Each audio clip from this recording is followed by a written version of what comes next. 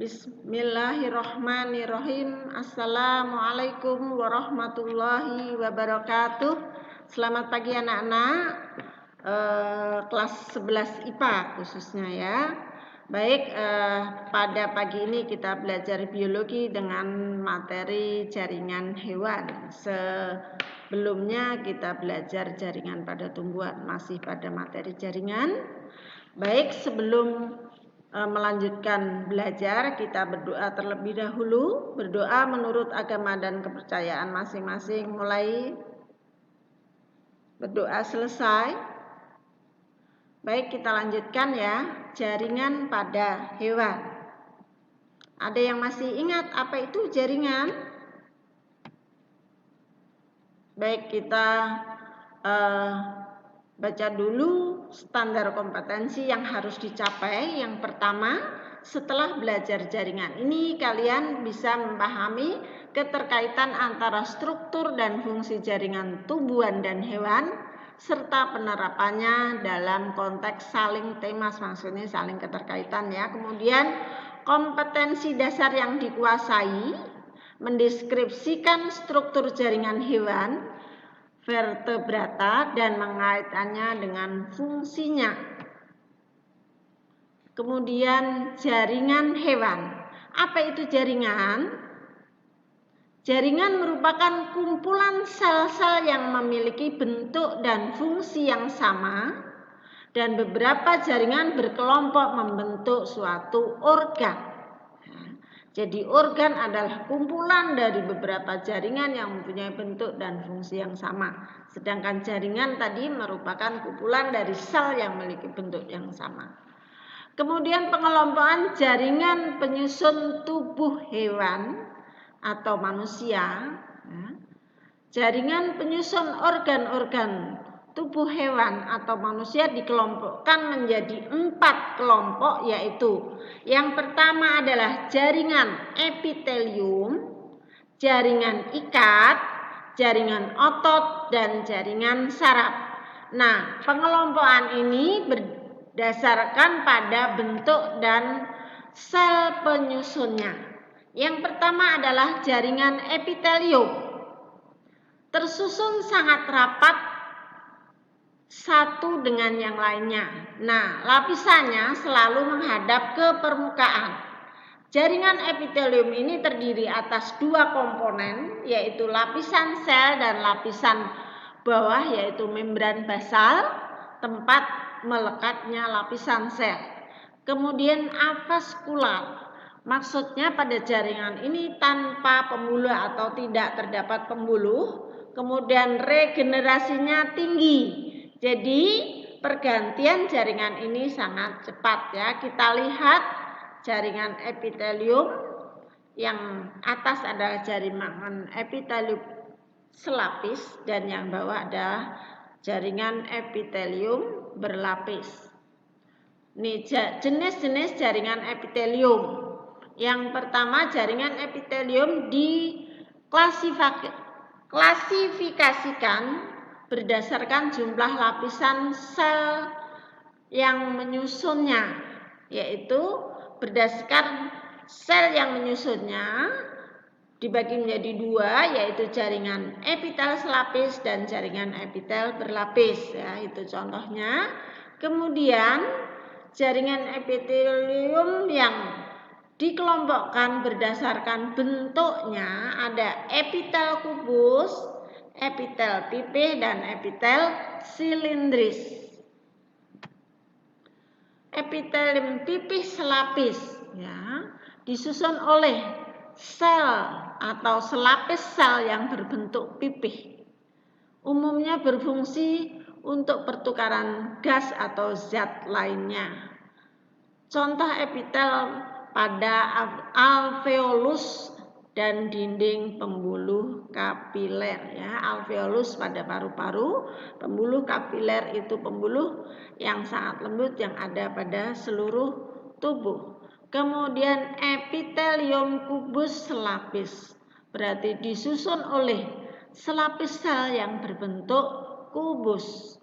Biasanya terdapat pada saluran atau kelenjar, membentuk dinding saluran ginjal dan membungkus ovarium. Itu letaknya ya, kita lihat itu gambarnya ya. Berarti epitelium bentuknya kubus tapi hanya selapis. Kemudian epitelium silindris selapis. Berarti epitel yang berbentuk silindris dan selapis ya, biasanya terdapat pada sel goblet atau di antara sel-sel epitelnya. Contohnya epitel pada dinding usus ya, pada dinding usus.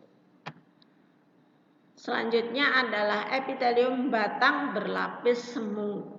Disusun oleh selapis sel yang berbentuk batang, namun seperti berlapis, padahal hanya satu ya, dan hanya selapis tapi seolah-olah berlapis. Kemudian kadang memiliki silia yang terutama yang menyusun sel pernapasan. Menyusun saluran pernapasan maksudnya, kemudian berfungsi sebagai sekresi dan absorpsi. Epitelium pipih berlapis berarti tersusun oleh sel pipih yang berlapis ya, berbentuk pipih, berfungsi sebagai pelindung. Kemudian ditemukannya epitelium berlapis ini pada kulit, pada mulut, dan pada esofagus. Epitelium kubus berlapis ya, tersusun atas 2 lapis sel atau lebih yang berbentuk kubus ya. Kemudian selanjutnya epitelium silindris berlapis. Berarti permukaan selnya berbentuk silindris, namun sel di bawahnya beragam, itu silindris berlapis ya. Kemudian epitelium transisional merupakan epitelium berlapis yang bentuk selnya dapat berubah-ubah atau transisi, bisa berubah-ubah. Nah, letaknya pada atau membungkus kantong urin sebelah dalam. Jadi kantong urin sebelah dalam ini selnya adalah sel transisional ya. Jaringan ikat. Jaringan ikat merupakan jaringan yang ditemukan pada semua organ tubuh. Jaringan ikat dibedakan atau terdiri atas 2 komponen, yaitu sel-sel jaringan ikat dan matrik ekstraseluler atau serat atau serabut dan substansi sel. Fungsi dari jaringan ikat yang pertama adalah mengikat satu organ dengan organ yang lainnya, menopang organ tubuh, dan memberi perlindungan pada organ tubuh. Nah, itu adalah gambar dari jaringan penghubung ya, atau jaringan ikat. Seperti itu, jadi memang fungsinya adalah untuk mengikat. Kemudian matrik ekstraseluler, yaitu komponen jaringan ikat yang berupa bukan sel. Ada 2 bentuk matrik ekstraseluler, yaitu substansi dasar berbentuk semi cair disusun oleh asam hyaluronat atau protein dan mukopolisakarida. Kemudian serat dihasilkan oleh sel jaringan ikat. Kemudian berdasarkan bentuknya ada 3 jenis serat penyusun matrik, yaitu serat kolagen, serat elastid, dan serat retikulat. Jenis-jenis jaringan ikat berdasarkan jenis serat dan sel penyusunnya. Jaringan ikat dibedakan menjadi yang pertama adalah jaringan tulang atau osteon ya, disusun oleh sel tulang atau osteosit. Matriknya keras yang merupakan endapan kalsium dan seratnya adalah kolagen. Berfungsi untuk memberi bentuk pada tubuh dan melindungi organ tubuh ya. Jadi melindungi organ-organ tubuh dan memberi bentuk pada tubuh. Itu fungsi jaringan tulang. Kemudian yang kedua adalah kartilago atau jaringan tulang rawan. Disusun oleh sel-sel kondrosit, sejumlah serat kolagen dan matrik keruh dan elastis. Jadi matriknya keruh dan lentur atau elastis. Ini tulang rawan kalian berfungsi menyusun kerangka bayi yang baru lahir dan terdapat pada organ-organ tertentu pada tubuh kita seperti daun telinga, hidung, dan di antara tulang rusuk ya. Itu bukan tulang rusuknya, tapi yang di antara tulang rusuk yang ujung-ujungnya itu ada tulang rawan yang masih berbentuk putih atau keruh. Kemudian jaringan ikat padat disusun oleh sel-sel fibroblast. Ya, komponen matriknya berupa serat kolagen yang tersusun padat dan teratur. Contohnya adalah tendon, itu penghubung otot dengan tulang. Ya, itu kita lihat gambarnya. Ini tendon, ya, penghubung antara otot dan tulang. Kemudian ligamen, yaitu penghubung tulang dengan tulang. Selanjutnya jaringan ikat longgar dicirikan dengan susunan seratnya yang longgar atau tidak rapat. Serat penyusunnya adalah kolagen. Kemudian komponen sel penyusun serat adalah sel fibroblast. Fungsinya menyokong, mengelilingi dan menghubungkan elemen dari jaringan atau organ lain. Ya. Kemudian yang kelima adalah jaringan lemak. Apa itu jaringan lemak atau disebut adipose? Adalah jaringan ikat yang mengandung atau menyimpan lemak. Fungsinya adalah melindungi beberapa organ, kemudian menyimpan cadangan makanan dan mengatur suhu tubuh. Itu jaringan lemak seperti pada gambar ya. Selanjutnya adalah jaringan darah tersusun oleh matrik berupa cairan darah atau plasma dan sel darah. Plasma ini mengandung serat yaitu fibrin, berfungsi untuk mentransportasikan atau mentransportasikan zat-zat dari dan ke seluruh tubuh. Maksudnya dari tubuh dan ke seluruh tubuh. Ini kita lihat, ini adalah sel darah merah ya.